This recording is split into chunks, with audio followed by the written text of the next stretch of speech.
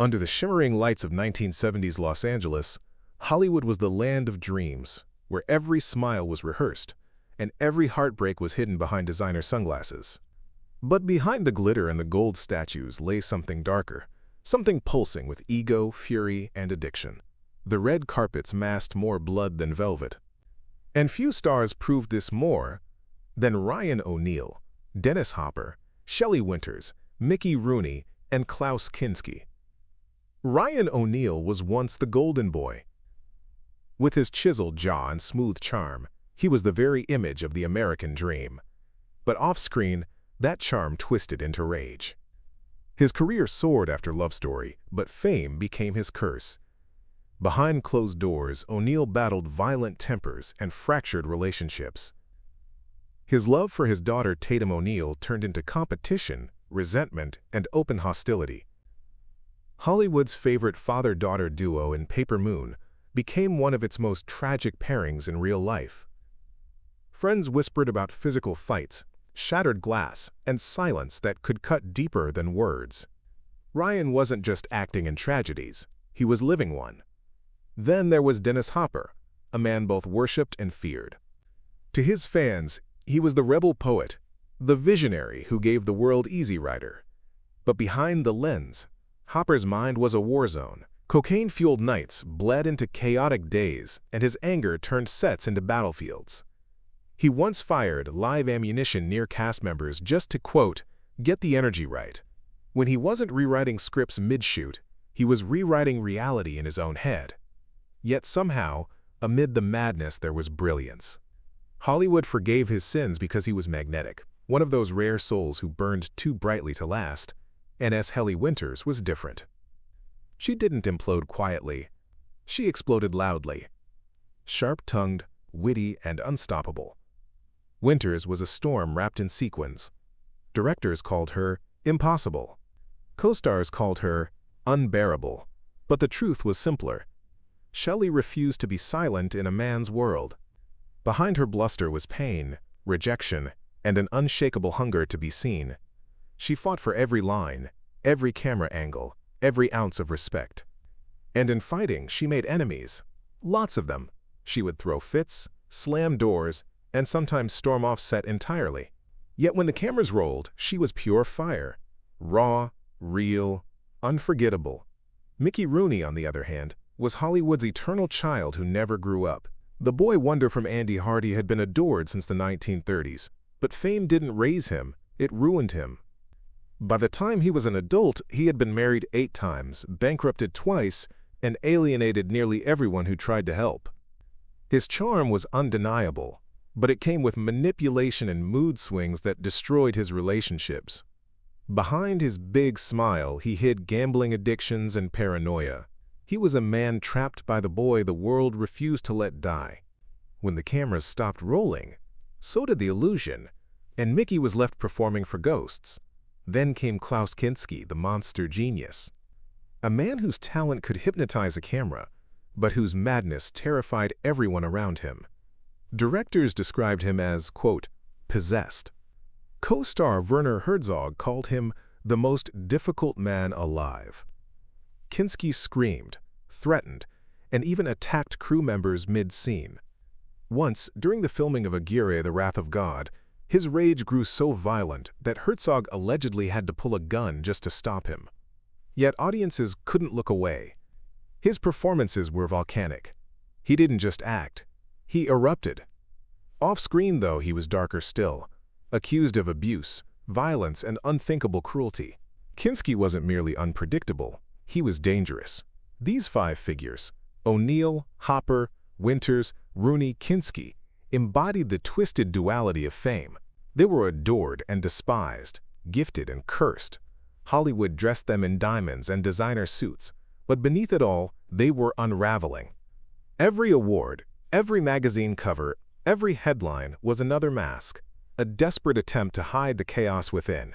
NBY, the end of their careers, each stood as a cautionary tale, the actor destroyed by his own reflection, the performer devoured by his performance. Hollywood had given them immortality, but it demanded their sanity in return. And as the city slept under its neon glow, The same whisper echoed through every dressing room and mirrored corridor. Fame isn't the dream, it's the disease. For every golden statue in Hollywood, there's a graveyard of broken dreams behind it. The glitz, the cameras, the applause, it all hides the sound of lives cracking under the weight of expectation. In this chapter of the city's shadowed history, 5 names emerge like ghosts from a dream gone wrong: Tatum O'Neal, John Wayne, Joan Crawford, Claudia Cardinal, and Robert Blake. Each one once basked in the warmth of the spotlight, only to watch it burn them alive. Tatum O'Neal had it all before she could even spell her name. At 10 years old, she became the youngest person ever to win an Oscar for Paper Moon. The cameras adored her. The world adored her. But fame, like fire, doesn't care who it consumes. Her father, Ryan O'Neal, wasn't her protector. He was her rival. Their relationship was poisoned by jealousy, control, and emotional warfare. Tatum later described her childhood as a movie where no one yelled cut. Drugs, loneliness, and public humiliation followed her like shadows she could never outrun. Hollywood raised her, but it never loved her. When she stumbled, it pointed and laughed. The little girl who once made the world cry with joy became a grown woman crying alone, proof that child stardom is not a blessing. It's a curse wrapped in glitter. Then there was John Wayne, the cowboy who built America's myth on horseback. To millions, he was courage, strength, and rugged masculinity. But behind that iconic swagger was a man trapped by the very image he created. Wayne wasn't acting tough. He had to be tough because Hollywood and America demanded it. He turned that burden into bitterness.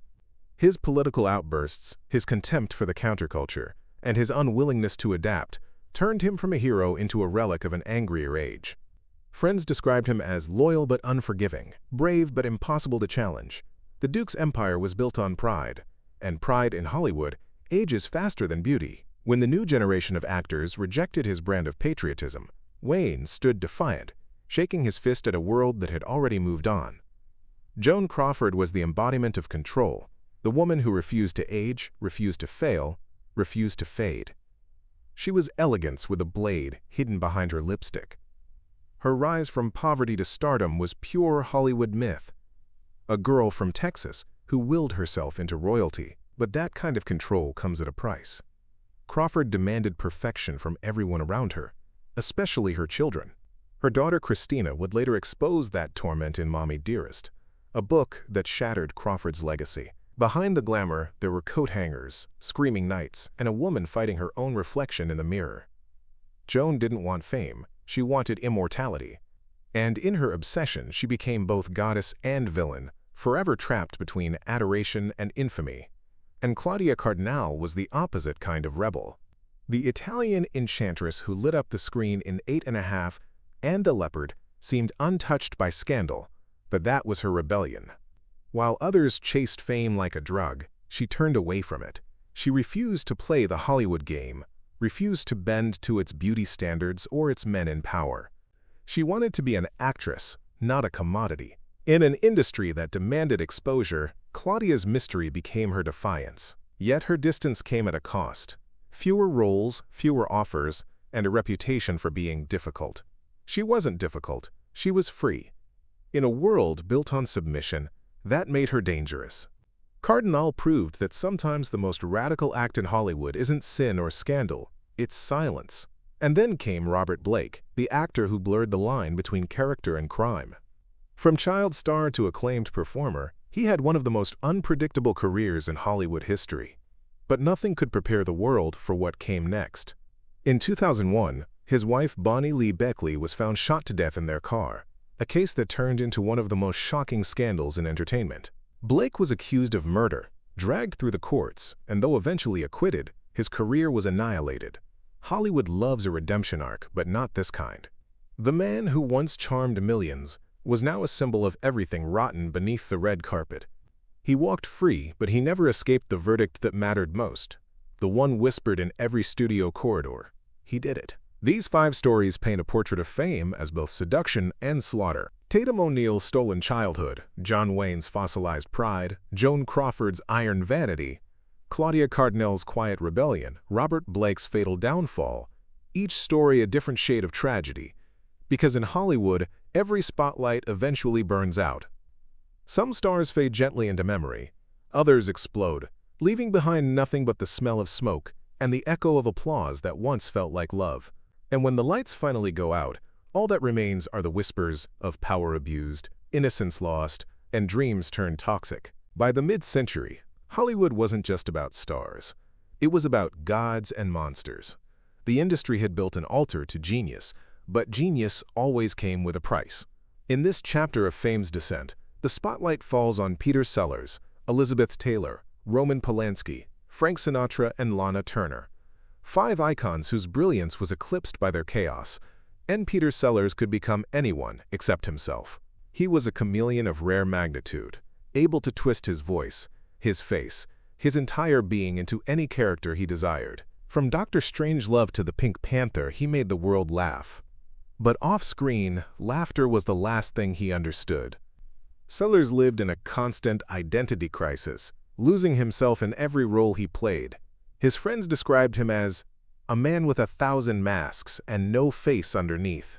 His marriages collapsed under his paranoia and emotional manipulation.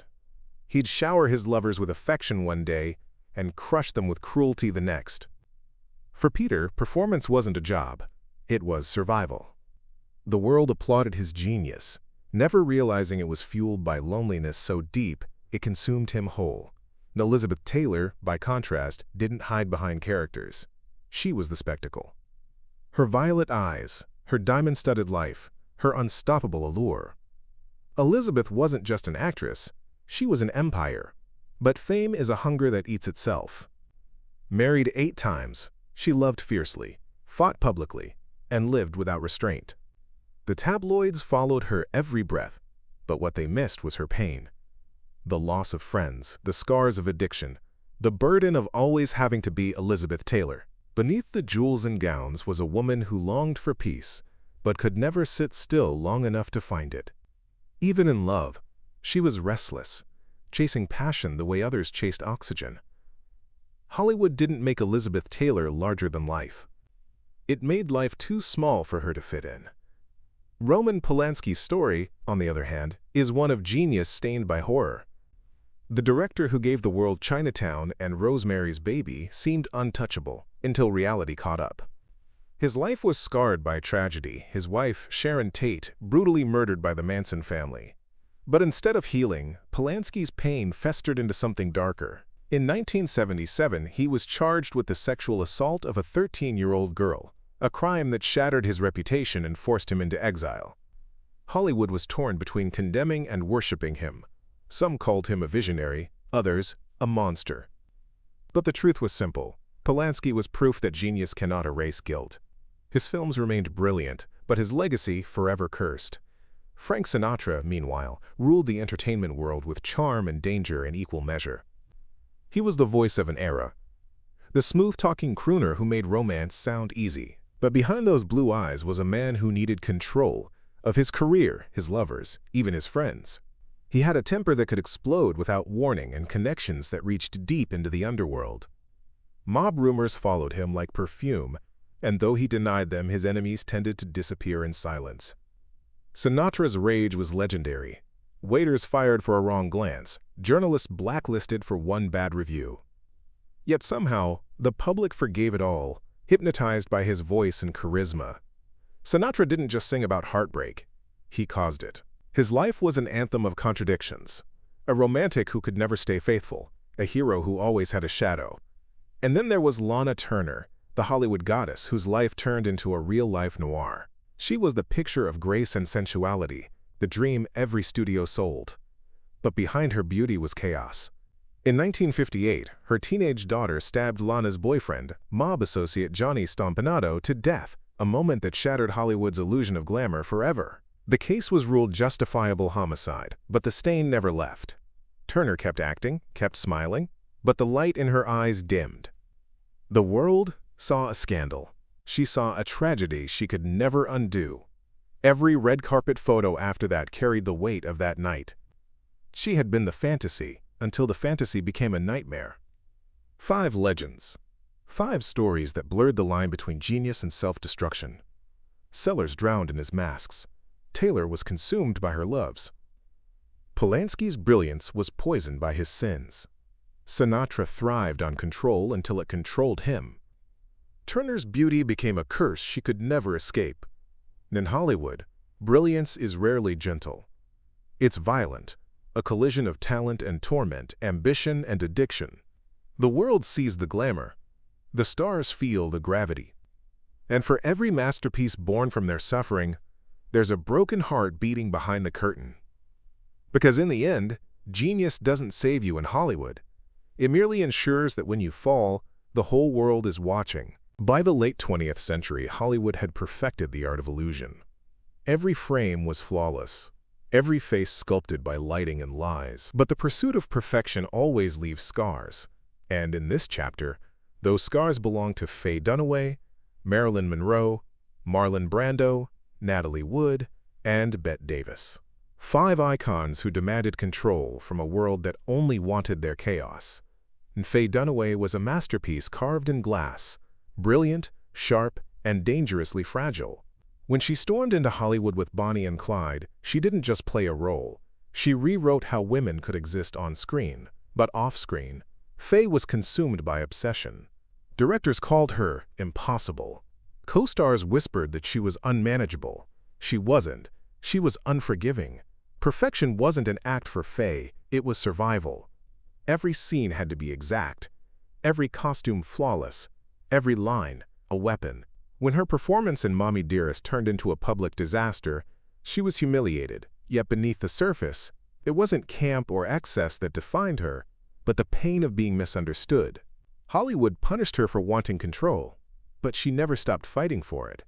Faye Dunaway didn't break under pressure. She shattered the idea that women should smile while the world devoured them.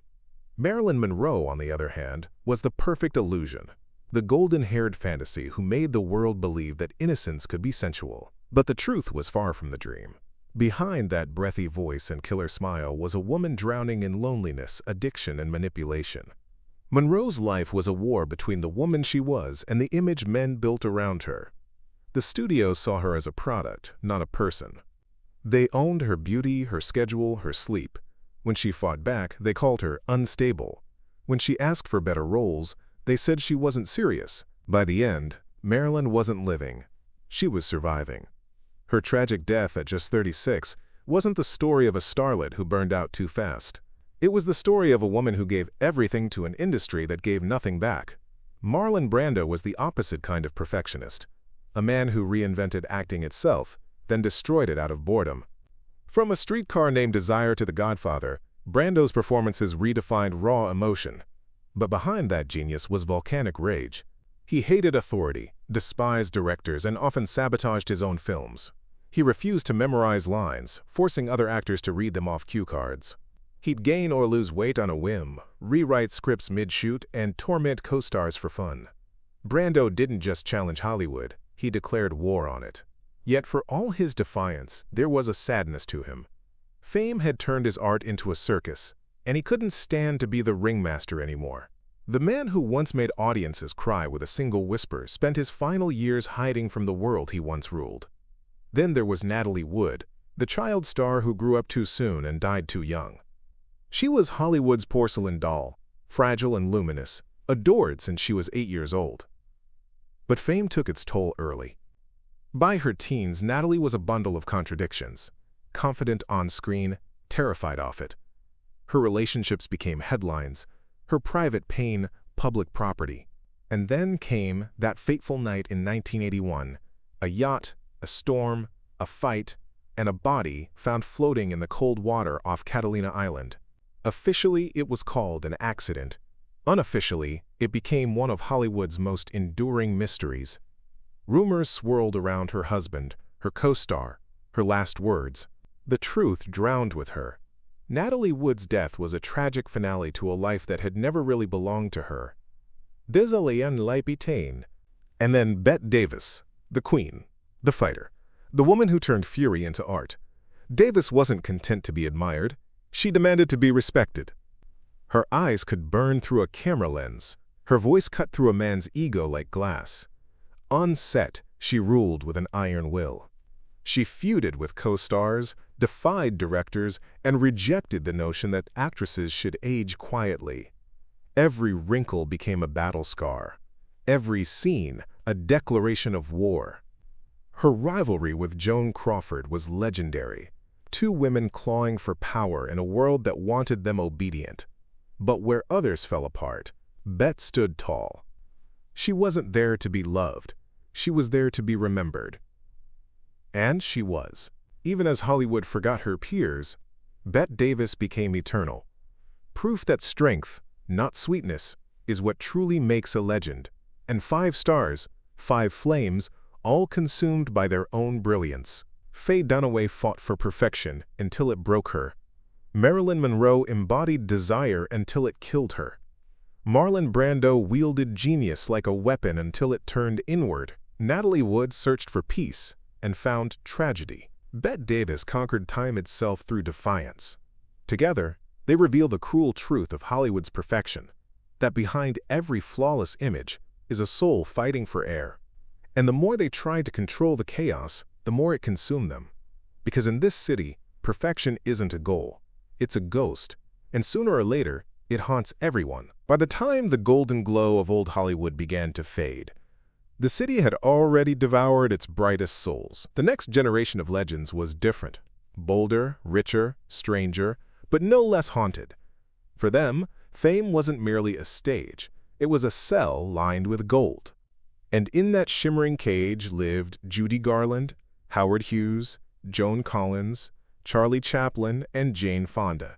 Each one proof that the spotlight can bless and curse in the same breath. Judy Garland was born into the machine, a studio creation molded to sing, smile, and sparkle. At just 13, MGM turned her into a symbol of innocence. But Hollywood doesn't nurture innocence, it consumes it. By her 20s, Judy's every movement was controlled. What she ate, how she slept, how much she smiled. The studio gave her pills to keep her thin, pills to keep her awake, pills to help her sleep. They built her into Dorothy, and then punished her for not staying that way. When the applause ended, so did the illusion. Addiction became her only escape from the unrelenting pressure to remain perfect. Her voice, once full of wonder, turned ragged from exhaustion. Yet when she sang, even at her lowest, the world still wept. Judy Garland was more than a performer. She was a wound that never healed, an echo of what happens when a child's talent becomes everyone's property but her own. Howard Hughes was the opposite, a man who owned everything except peace. He was Hollywood's golden genius, aviator, filmmaker, billionaire, a symbol of ambition without limits. But behind that wealth was paranoia that grew like a tumor. He locked himself in hotel rooms for months, terrified of germs, controlling every aspect of his empire from behind sealed doors. Hughes chased perfection the way others chase sanity, and lost both.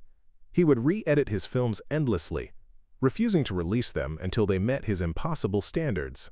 When fame couldn't fill the void, he replaced it with obsession, on cleanliness, on control, on secrecy. By the time he died, he was a ghost in his own empire, nails long, hair wild, and eyes haunted. The man who had everything ended up living like a prisoner of his own mind. Joan Collins was the kind of star who refused to be destroyed, a survivor in stilettos. She didn't just endure Hollywood's cruelty, she weaponized it. In a business that chews women up after 40, Joan became more dangerous with every passing year. When the studios tried to discard her, she reinvented herself. Television, business, beauty, scandal, whatever it took. Her role as Alexis Carrington in Dynasty wasn't just acting, it was vengeance. She embodied power, style, and unapologetic ambition. But behind the confidence was a woman who knew what it meant to be underestimated, objectified, and replaced. Collins played the game with a venomous smile because she understood the rules better than anyone. In Hollywood, you don't stay relevant by being kind. You stay relevant by being unforgettable. And then there was Charlie Chaplin, the little tramp who conquered the world with silence. He was the first true superstar, the man who made millions laugh without saying a word. But behind that genius lay a man tormented by controversy, exile, and scandal.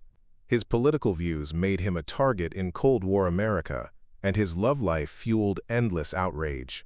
His relationships with much younger women, some barely of age, stained his public image, while his refusal to bend to political pressure led to his exile from the United States. Chaplin's laughter masked bitterness, his artistry, defiance. Even as the world celebrated him, America turned its back. He spent his final years in Switzerland, rich, famous, but deeply alone. The man who made the world smile died in silence, a ghost of the laughter he once gave away so freely. And then came Jane Fonda, the woman who dared to speak when everyone else stayed quiet. To some, she was a hero. To others, a traitor. Her activism during the Vietnam War turned her from an Oscar-winning actress into one of the most polarizing figures in America. The press dubbed her Hanoi Jane, her image burned in effigy. But what few saw was the courage behind the controversy. Fonda used her fame not to hide from truth, but to confront it. She paid a price. Her career suffered, her reputation shattered, but she refused to bow. Later she rose again, redefining herself through fitness, feminism, and fearless reinvention. Jane Fonda's life became a battle between identity and expectation, between being loved and being right. In a city built on silence, her voice was rebellion itself. Each of these five lived on the razor's edge of fame and madness. Judy Garland, the songbird who sang through pain until it consumed her. Howard Hughes, the visionary who built an empire but lost his mind. Joan Collins, the survivor who turned glamour into armor. Charlie Chaplin, the genius who laughed his way into exile. Jane Fonda, the revolutionary who turned backlash into legacy. They were all different yet bound by the same invisible chain, the need to be seen, remembered, adored. Hollywood didn't destroy them outright. It seduced them first, made them believe they could control it. But fame, like fire, doesn't belong to anyone. It flickers, it dazzles, and then it devours.